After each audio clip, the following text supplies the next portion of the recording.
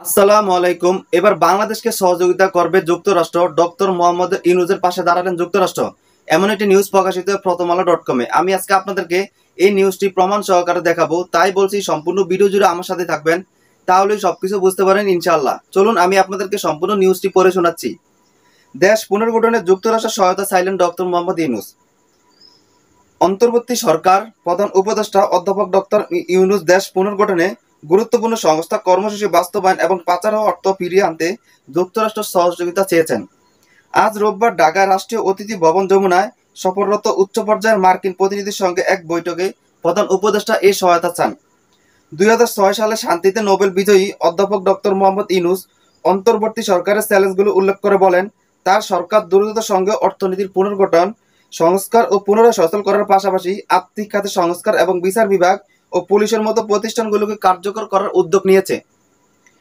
বৈঠকে প্রধান উপদেষ্টা উল্লেখ করেন, বর্তমান সময়টি আমাদের জন্য অত্যন্ত গুরুত্বপূর্ণ এবং আমাদের ইতিহাসের এক তাৎপর্য মুহূর্ত। তিনি ছাত্রদের নেতৃত্বে সংগঠিত বিপ্লব সম্পর্কে বলেন, এই বিপ্লব বাংলাদেশে নতুন আশা জাগা নিয়ে যুগের সূচনা শুরু করেছে। প্রধান উপদেষ্টা যুক্তরাষ্ট্রের প্রতিনিধি দলের কাছে অন্তর্বর্তী সরকারের গৃহীত সংস্কারের রূপরেখা তুলে ধরেন। তার সরকারের দায়িত্ব গ্রহণের মাত্র কয়েক সপ্তাহের মধ্যে ভোট কারচুপি প্রতিরোধে নির্বাচন কমিশন সংস্কার এবং বিচার বিভাগ, পুলিশ, জনপ্রশাসন, দুর্নীতি দমন কমিশন ও সংবিধান সংশোধনের লক্ষ্যে 6টি কমিশন গঠন করেছে।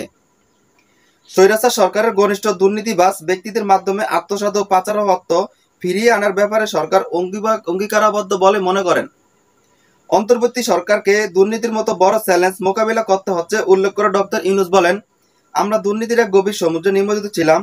যুক্তরাষ্ট্রের রাজস্ব ও অর্থ দপ্তরের আন্তর্জাতিক অর্থায়ন বিষয়ক সহকারী আন্ডার সেক্রেটারি ব্রেন্ট নেইম্যানের নেতৃত্বাধীন মার্কিন প্রতিনিধি দল ডক্টর ইউনূসের নেতৃত্বের প্রশংসা করেন। বাংলাদেশের অন্তর্বর্তী সরকারের সংস্থা কর্মসূচি বাস্তবায়নে সহায়তা করতে পারলে ওয়াশিংটনে আনন্দিত হবে বলে উল্লেখ করেন মার্কিন প্রতিনিধি দলের সদস্যরা।